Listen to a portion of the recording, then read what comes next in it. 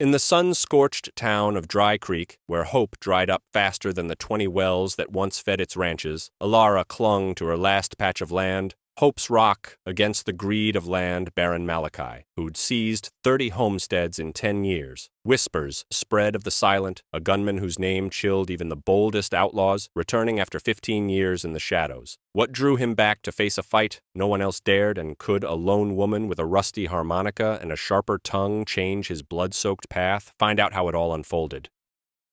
Alara stood in the sun-scorched yard, squinting through the dust swirling up from the cracked earth. Her ranch, Hope's Rock, looked like God himself had decided it wasn't worth a drop of rain. The only waterhole keeping her 20 head of cattle alive was clogged with rocks and mud. The third time this month. This wasn't bad luck. It was the handiwork of Malachi's men, the local land baron who'd already swallowed half the county and now had his sights set on her patch of dirt. Alara kicked a stone, muttering something about Malachi probably bedding rattlesnakes to match his slimy ways. She stormed back to the house, where a stack of bills on the table screamed that without water, her cows would soon be vulture chow. Alara wasn't the type to cry over spilled milk. Her weapon was a sharp tongue and sarcasm honed by years of solitude. But even her biting wit couldn't stop the bandits creeping closer to her fence each night. She needed someone who handled the revolver better than she did her old harmonica. In Dry Creek, hired guns were as rare as a cool breeze. Most men either worked for Malachi or were long gone, buried in pine boxes on the hill behind the church. Alara trudged down the main street where tumbleweeds rolled and locals shot her pitying looks. At old Ben's store, she asked if he knew anyone who could help. Chewing tobacco, Ben spat on the floor and grumbled that no one in their right mind would cross Malachi. "His men are like locusts, Alara," he said. "They'll eat everything you've got and won't even choke." But Alara wasn't about to fold. She remembered her father on his deathbed saying Hope's Rock was more than land. It was her blood, her roots. Clenching her fists, she vowed to find someone, even if it meant chasing a ghost. That evening, sitting on the porch with a bottle of whiskey, she watched the sunset paint the sky the color of rust. Somewhere out there was a man even Malachi's thugs feared. "The Silent," she muttered, smirking. "If you're real, you'd better not be just some tall tale." The saloon, Leaky Sieve, reeked of stale beer and sweat, but in Dry Creek, it was the only place to catch news without risking a bullet. Alara pushed through the creaky door, ignoring the stares of drunken cowboys who went quiet like she'd brought a storm with her. She marched to the bar where Fat Joe wiped glasses with the enthusiasm of a man whose only joy was routine. "Heard anything about a gunman called the Silent?" she asked, tossing a couple of coins on the counter. Joe shrugged but nodded toward a corner where an old man with a gray beard puffed on a pipe, blowing smoke rings. Alara approached the old-timer, known as Crooked Will since a horse crushed his foot 20 years back. Will was the town's storyteller, his tales half truth, half whiskey. "The Silent, you say?" he rasped, squinting one eye. He claimed he'd seen the man yesterday at the town's edge, sitting in the shade of an old barn, revolver across his knees, with a stare that'd hush even coyotes. "He ain't one for chatter, Alara, nor for working for coin," Will added, grinning like he knew more than he let on. Alara rolled her eyes, figuring it was another drunken yarn, but desperation drove her forward. She thanked Will, slipping him another coin, and left the saloon, dust crunching under her boots. The town's outskirts were desolate, save for crows circling a rundown barn. Alara paused, scanning the shadows for the figure Will described. Her heart pounded faster than she'd care to admit. If the Silent was real, and here, he was her last shot, or another mistake that could cost her everything. She remembered her father saying hope was a luxury the Wild West didn't forgive, but standing before that barn, she figured it might be worth a gamble. "If you're out there, Silent," she muttered, gripping her belt, "you'd better be as tough as they say." She stepped forward, ready to face a legend that might just be a shadow. The shadow of the old barn felt thicker than night when Alara stopped at its sagging gates. The air smelled of dry grass and something sharp, like someone had burned a fire not long ago. She spotted a figure sitting on a log by dead coals, and her hand instinctively settled on the handle of the old knife tucked in her belt. The man, who she figured was the Silent, didn't move, but his eyes, dark as a revolver's barrel, tracked her every step. Silas, that was his name, if the rumors held, looked like he'd walked through 100 gunfights and found nothing but weariness in them. Alara cleared her throat to get his attention and spoke, trying to hide the shake in her voice. "Heard you're the one they call the Silent. I need help. Malachi and his gang want my ranch. I can pay." She pulled out a leather pouch of gold, all that was left from selling her last cow, and tossed it at his feet. The coins clinked, but he didn't even glance at them, just tilted his head slightly, like she was some rare curiosity. "Gold ain't what I want," he said at last, his voice low and gravelly, like the words had to be pried out of him. Ilara frowned, bracing for a catch. She was used to the Wild West, where everything had a price, usually in dollars or blood. "Then what do you want?" she asked, crossing her arms and trying to look tougher than she felt. Silas stayed quiet for a long moment, staring at the smoldering coals, then met her eyes. "Nothing you can't give. I'll decide later," he said, a hint of mockery in his tone, like he knew something she didn't. Ilara felt irritation bubble up inside her. She didn't like being strung along, especially by a man she only knew from tall tales, but she had no choice. "Fine, Mr. Mysterious," she muttered, snatching up the gold pouch. "But if you're in, know this. Malachi's not the type to back off." Silas nodded like it was old news, a fact he'd lived through a dozen times. He stood, adjusted his hat, and walked to his horse, leaving Ilara wondering what she'd just gotten herself into. The morning sun blazed like it aimed to burn every living thing in Dry Creek as Ilara led Silas to her ranch. Dust settled on her boots while she showed him the clogged waterhole and sagging fences of Hope's Rock. Silas stayed quiet, scanning the land like he was tallying how much blood had already soaked it and how much more would. Ilara tried to guess his thoughts, but his face was a stone slab. No hint of feeling, just a faint smirk when she cracked another jab about Malachi. "So, gunman, what's your plan?" "Just shoot everyone?" she asked, planting her hands on her hips. Silas crouched by the waterhole, touched the dirt, and shook his head.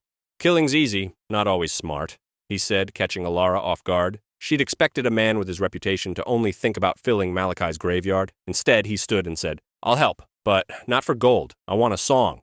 Ilara froze, thinking she'd misheard. "A song? You kidding me?" She scoffed, but his stare was as steady as a loaded revolver.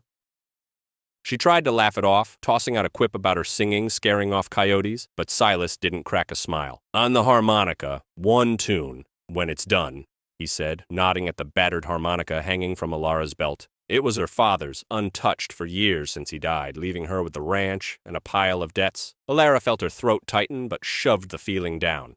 "Fine, Silent. A song it is, but if Malachi kills us, you're getting no tune," she said, trying to sound unbothered. Silas nodded like the deal was sealed and walked off to scout the land, eyeing spots for an ambush. Ilara watched him go, wondering what kind of man she was dealing with, a legend, a lunatic, or just someone who, like her, hid their scars behind silence and sarcasm. She pulled out the harmonica, ran a finger along its rusty edge, and tucked it back in her belt. If this gunman wanted a song, he'd get one, but only after Malachi regretted crossing her. By noon the next day, Silas was digging at the water hole, hauling out rocks Malachi's men had piled with clear glee. Ilara stood nearby, arms crossed, watching him work with a precision that felt like part of some grander scheme. She expected him to brag about his gunman skills, but Silas stayed quiet, only tossing her a glance that said, "Stay out of my way." Ilara, never one to hold her tongue, muttered, "If you shoot as slow as you dig, we're done for." Silas just grunted, not pausing his work. By evening, as the sky burned crimson, 2 of Malachi's thugs showed up at the ranch. They were drunk, grinning smugly, and one, a lanky guy with a scar across his brow, shouted, "Ilara, better pack your bags before we burn this dump down." Ilara grabbed her old rifle, but Silas was faster. He stepped forward and his revolvers seemed to leap into his hands. 2 shots rang out so quick the bandits didn't even reach for their guns. One took a bullet through his hat, which flew into the dust. The other got one through his belt, dropping his pants to his knees. "Filling other people's wells ain't the smartest job," Silas said, his voice laced with a biting mockery that made Ilara stifle a laugh. The bandits, red with shame, hightailed it out of there, and Ilara looked at Silas with new respect. He hadn't killed them, though he could have, and that puzzled her. "Why let them go? They'll come back with friends," she asked, holstering her rifle. Silas shrugged and said, "Dead men don't spread rumors. And we need rumors." Later, sitting by the porch, Ilara kept turning his words over in her mind. Silas cleaned his revolvers with the same steady care he'd used digging. She noticed scars on his hands, old but deep, proof he wasn't just a legend, but a man who'd paid his dues. "You always this cryptic, or do you just like rattling folks?" she tossed out, trying to draw him into talk. Silas glanced at her, the corner of his mouth twitching in a faint smile. "You ask too many questions for a woman with a rifle," he said, and Ilara couldn't hold back a laugh. For the first time in a long while, she felt she wasn't fighting alone. Night fell over Hope's Rock like a heavy blanket, muffling even the chirp of crickets. Alara and Silas sat by the fire, its crackle tossing sparks into the black sky. The flames cast shadows on their faces, and Alara noticed how the light caught the sharp lines of Silas's cheekbones, making him look like a man who'd seen too many sunsets to believe in sunrises. She stirred the coals with a stick, trying to fill the silence that felt louder than their words. "So, what's next? Wait for Malachi to send his whole gang?" she asked, glancing at Silas. He leaned on his elbows, staring into the fire like it held the map to his next move. "Waiting ain't my style. We'll make them come to us on our terms," he said, his voice carrying a certainty that made Alara sit up straighter. She wanted to ask what he had in mind, but Silas nodded at the harmonica on her belt. "Where'd you learn to play?" he asked, catching her off guard. Alara frowned, not used to sharing anything personal. "My father taught me. Said music's the only thing keeping a man sane on this cursed land," she said, her voice catching, betraying an old hurt. She regretted saying so much, and added with a smirk, "Too bad he didn't teach me to shoot as sharp as you." Silas grunted, but something like understanding flickered in his eyes. "Music's more honest than bullets. Bullets lie when they miss," he said, turning her quip into something deeper, to her surprise. They went on discussing the plan. Silas suggested luring Malachi's men into a narrow gully behind the ranch, where their numbers would mean nothing. Alara listened, nodding, but her mind drifted back to the harmonica. She hadn't played since she buried her father, and now it felt heavy as a stone. "If we get out of this alive, I'll play your damn song," she muttered, staring at the fire. Silas nodded, but his look told her he'd heard more than she meant to show. For the first time in years, she felt someone saw her not just as a stubborn ranch owner, but as a person with a story. By morning, the wind carried the smell of trouble into Dry Creek, sharp as gunpowder. Alara woke to the sound of hooves thundering down the far road. She rushed to the porch, gripping her rifle, and saw a dust cloud kicked up by a dozen riders. Malachi's men weren't wasting time. Word of their two goons' humiliating retreat must have reached their boss, and he was answering with force. Alara muttered that Malachi clearly wasn't used to his dogs slinking back with their tails tucked. Silas was already up, checking the traps he'd set the day before. Ropes strung between trees, pits covered with branches. He moved with a coolness that irked Alara but also steadied her. "Too many for a fair fight," she said, counting her remaining bullets. Silas glanced at her, his eyes narrowing like a hawk spotting prey. "Fair fights are for fools. We play by my rules," he said, pointing to the gully where they could lure the bandits. He laid out the plan. Draw Malachi's men into the narrow pass, where their horses would hinder them and their numbers would be a burden. Alara listened, struck by how Silas turned her ranch into a battlefield with the same precision he used shooting. She noticed how he used every rock outcrop, every tree, like he was reading the land as a book. "You're either a genius or a madman," she said, masking her awe with her usual sarcasm. Silas smirked. "Maybe both. Malachi won't know till it's too late." By noon, they'd finished fortifying their positions. Alara helped Silas haul logs for a barricade, her hands shaking less from exhaustion than from the looming fight. She knew Malachi wouldn't stop until he crushed her ranch like a bug under his boot. But watching Silas check his revolver's cylinder with the focus of a preacher reading scripture, she felt a spark of hope. "If we survive, I'll throw some curses into your song," she tossed out, and to her surprise, Silas let out a short laugh. That rare, unexpected sound was like a sip of water in the desert. As the sun sank below the horizon, Dry Creek drowned in darkness, broken only by the distant howl of coyotes. Alara and Silas took positions behind the log barricade they'd built at the gully's mouth. The air was thick with dust and tension, and Alara gripped her rifle so hard her knuckles whitened. She heard the thud of hooves, closer now, and the murmur of voices that didn't bother to hush. Malachi's men, sure of their strength, approached like wolves scenting prey. Alara glanced at Silas, who checked his bullets with the calm of a man heading for a stroll, not a fight. The bandits charged into the gully, their torches casting eerie shadows on the rocks. The first rider hit a rope trap, his horse stumbling and tossing him into the dust with a loud yelp. That was the signal. Silas opened fire, his revolver spitting bullets with a precision that stole Alara's breath. She fired her rifle, aiming at shadows, and one bandit dropped, clutching his shoulder. "Don't let them regroup," Silas shouted, rolling behind a boulder to switch positions. Alara nodded, adrenaline drowning her fear. The fight was chaotic, but Silas moved like he was conducting an orchestra. He shot, distracted, and lured the bandits deeper into the gully, where their horses tripped over each other. Alara, covering him, noticed how he used every shot not just to wound, but to sow panic. One bandit, hit in the boot, screamed he was done, and it spread like wildfire through the rest. Your aim's starting to scare me, Alara called out, reloading in a brief lull. Silas ducked behind the barricade, shot back. Scared? Then hold your gun steadier, or I'll scare you more. When the last bandit limped off into the dark, the gully fell silent. Alara lowered her rifle, her hands shaking, but not from fear. From a strange relief, she looked at Silas, wiping sweat from his brow, and saw not just a cold-blooded gunman, but a man who'd risked himself for her. You always crack jokes when people are shooting at you? She asked, hiding how much their shared fight had moved her. Silas grinned. Only when there's someone around who keeps me from getting bored. Alara snorted, but something new stirred in her chest, trust she'd long forgotten.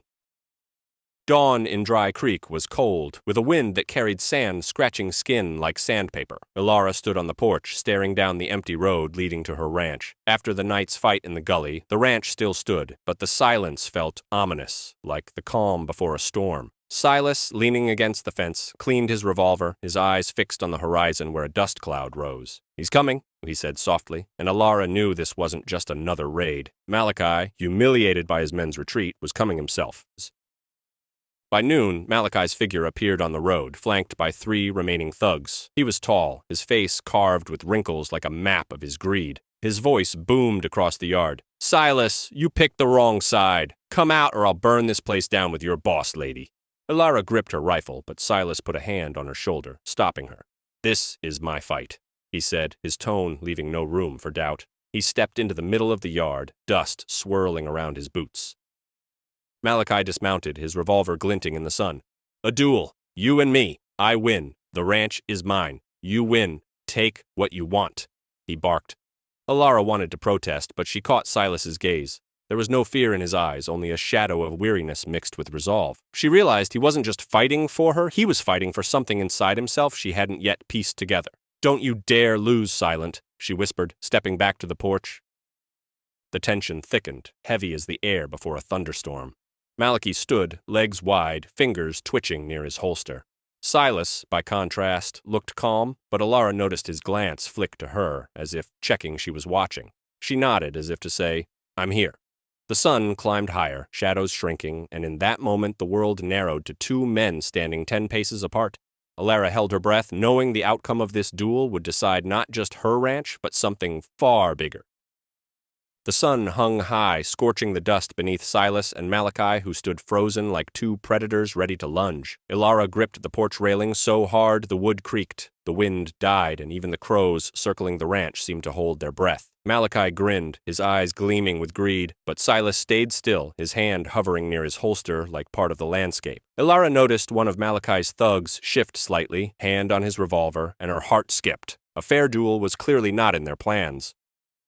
Malachi started talking, his voice like the scrape of rusted iron. You stuck your nose in my business, Silent. This place is mine, and your little lady won't change that.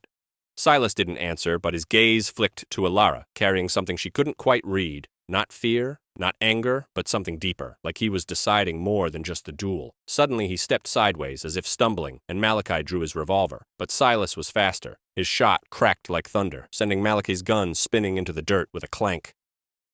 The thugs froze, but one reached for his weapon. Alara, without thinking, raised her rifle and fired into the air, stopping him cold. One more move, and I aim lower, she shouted, her voice steadier than she felt. Silas, eyes still on Malachi, said, Leave. Take your dogs. This ain't your land.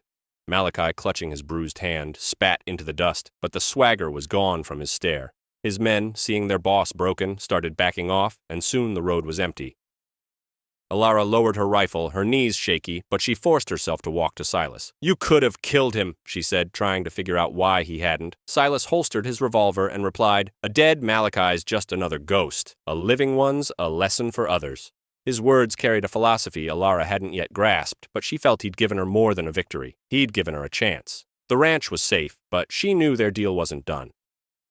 The silence that settled after Malachi's retreat felt unnaturally heavy, as if the air over Hope's Rock was waiting to see what came next. Alara sat on the porch watching Silas pack his gear, saddlebag, gun belt, horse reins. He moved with his usual calm precision, but now a faint weariness hung in his motions, like the victory over Malachi had taken more than he let on. Alara pressed her lips together, searching for words to keep him there, but everything she thought of sounded foolish. You leaving already? Not even a goodbye? She finally said, masking her unease with her usual sarcasm. Silas paused, looked at her, and gave a small smile. We had a deal. I held up my end, he said, but his gaze lingered on the harmonica still hanging from her belt. Alara felt her throat tighten. She knew he was waiting for the tune, but playing meant opening a wound she'd hidden for years behind sharp quips and stubbornness. She stood, walked to the fire still smoldering from the night before, and unhooked the harmonica. The metal was cold, but her fingers shook for other reasons. You really want to hear me play? It won't sound like a church choir, she said, trying to joke it off. Silas sat on a log, his eyes serious but softer than usual. Play. Not for me. For you, he said, and those words hit harder than she expected. Alara brought the harmonica to her lips and started. The melody was uneven, faltering on high notes, but it carried her memories. Her father laughing by the fire, long nights when the ranch felt like home, and the ache when it all vanished. Silas listened, eyes fixed on her, and Alara saw his face shift, not with pity, but something she couldn't name. When the last note faded, she lowered the harmonica and muttered, "There's your song, Silent." Hope it was worth it. He nodded, and when he spoke, his voice held an unfamiliar warmth. It was. More than you know. Alara felt her armor, woven from sarcasm, crack. For the first time in years, she didn't want someone to leave. Morning at Hope's Rock was the first in ages, when Alara didn't wake to the sound of hooves or a rifle's click. The sun rose lazily, painting the sky in soft hues that felt foreign in this scorched desert. She stepped onto the porch, expecting an empty yard, but Silas was still there, tying rope to a new fence post. His horse, saddled and ready, stood nearby, but Silas didn't seem in a hurry to leave. Alara felt her usual sarcasm give way to something she wasn't ready to name. Thought you'd be halfway to the next Dust Bowl by now, she said, walking closer and trying to sound casual. Silas straightened, wiped sweat from his brow, and gave her that half smile that always threw her off. Figured the fence could use a few more posts. And you too, he said, his voice carrying a teasing edge, but no malice. Alara snorted, but couldn't hold back a grin. She noticed how he looked at the ranch, not as someone else's land, but as a place that could be more. They worked together, fixing the fence and clearing the last debris from the waterhole. Their talk was short, laced with jabs, but it had an ease that hadn't been there before. Alara shared how her father dreamed of making Hope's Rock a home, not just a patch of dirt, and how she'd nearly forgotten that dream. Silas listened without interrupting, then said, "Blood ain't in the land. It's in what you do with it." His words hit her like the melody she'd played the night before, and Alara realized he'd found in her music what she'd sought in his silence, a purpose bigger than fighting. By evening, as shadows stretched, Silas still hadn't left. They sat by the fire, and Alara pulled out the harmonica, not asking if he wanted to hear more. She played a different tune, simpler but brighter, and Silas watched her like he saw not just her, but a new life they could build. "You staying?" she asked softly when the music faded. He nodded. "Till the posts run out." Alara laughed, and that laugh was the start of something new, a life where loneliness was no longer their only companion.